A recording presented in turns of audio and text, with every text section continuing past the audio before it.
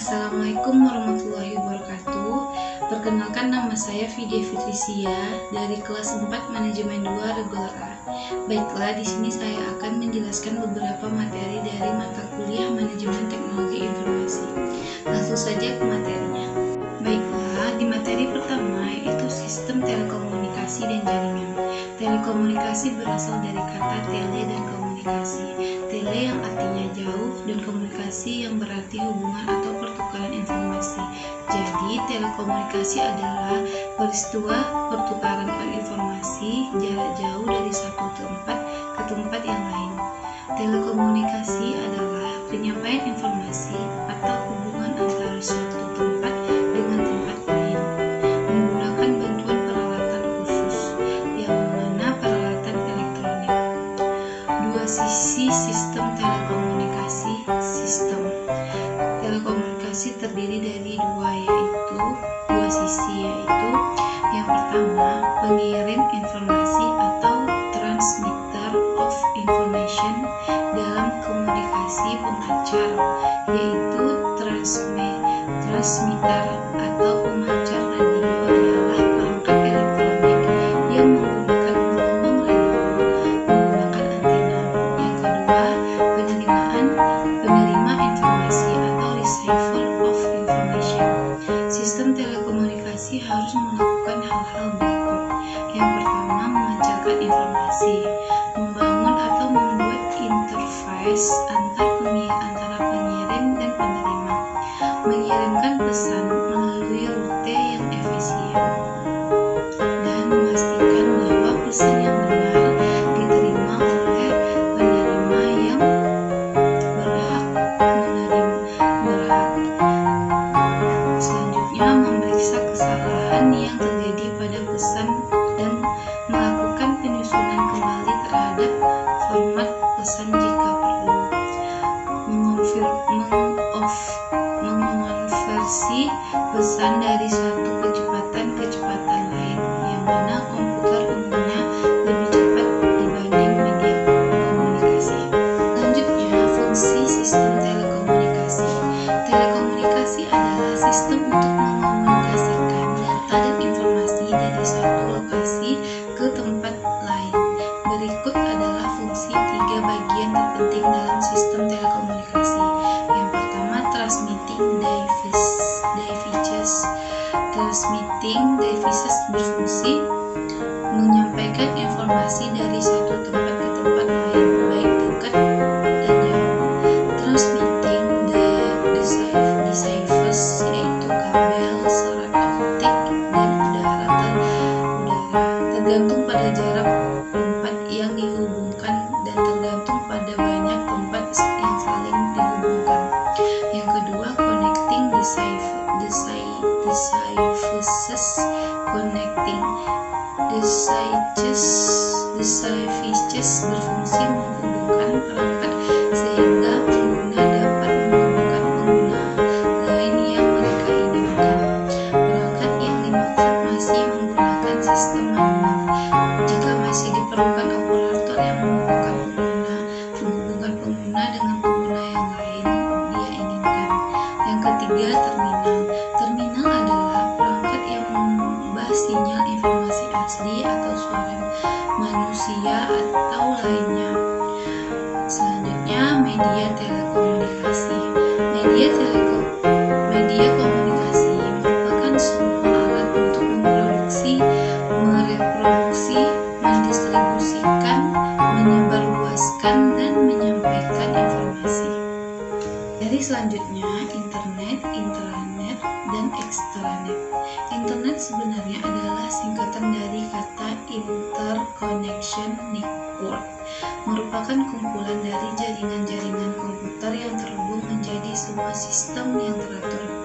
Jaringan-jaringan tersebut diatur oleh internet atau Internet Connected Network adalah sebuah sistem komunikasi global yang menghubungkan komputer-komputer dan jaringan komputer di seluruh dunia. Intranet adalah sebuah jaringan yang bersifat private atau tertutup dan biasanya digunakan untuk organisasi atau perusahaan untuk tetap menjaga data-datanya agar aman.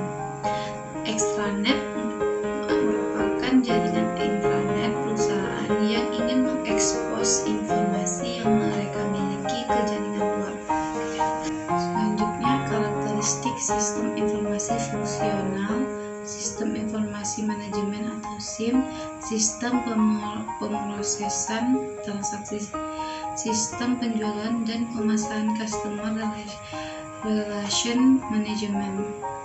Yang pertama, karakteristik sistem informasi fungsional, yaitu merupakan sistem yang bersifat manajerial, mendukung operasi dengan mengelola transaksi dan menyediakan laporan-laporan yang dibutuhkan oleh pihak-pihak berkepentingan.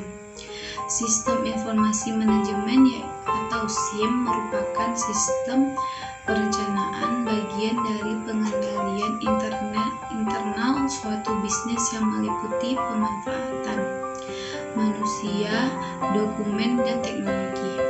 Sistem pemrosesan transaksi adalah bagian dari sebuah sistem informasi yang menjalankan dan mencatat transaksi rutin harian. Sistem penjualan dan pemasaran merupakan sebuah konsep yang menfokus atau lebih dominan ke bidang penjualan. Customer relation management merupakan sebuah teknik dan prosesi yang dirancang untuk mendapatkan, menjaga, dan bekerja sama dengan para pelanggan. Selanjutnya, pengertian e-commerce, jenis e-commerce, keuntungan e-commerce, batas dan kegagalan e-commerce, aplikasi business to customer, penelitian pasar, periklanan, dan layanan terhadap pelanggan. Yang pertama, e-commerce adalah proses pembelian dan penjualan atau pertukaran produk, layanan, dan informasi melalui jaringan komputer termasuk internet. Keuntungannya yaitu yang pertama, dapat memperluas pasar. Yang kedua, menciptakan brand awareness. Yang ketiga, pelanggan mudah melakukan pembelian. Dan yang keempat, menghemat biaya penelitian pasar, periklanan, dan layanan terhadap pelanggan. Penelitian pasar atau riset pasar adalah proses sistematis untuk mengumpulkan, menganalisis, dan menafsirkan informasi. Periklanan adalah sarana komunikasi dengan menggunakan produk atau jasa.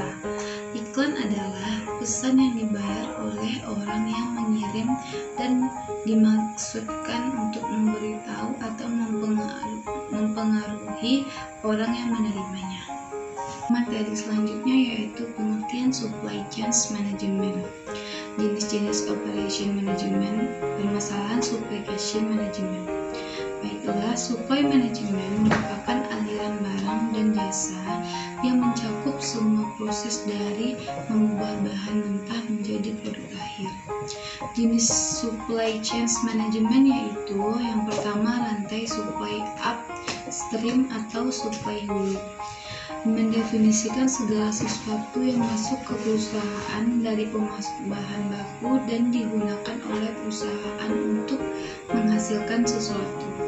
Yang kedua, internal supply chain management atau manajemen internal rantai pasok, meliputi rantai pasokan internal, mengacu pada rantai kegiatan dalam perusahaan yang diakhiri dengan menyediakan produk kepada pelanggan.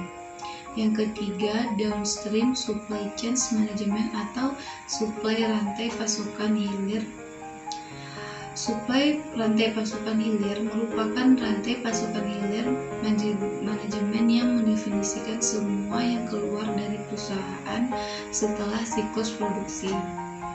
Baiklah, selanjutnya permasalahan supply chain management. Yang pertama, produk yang berkualitas.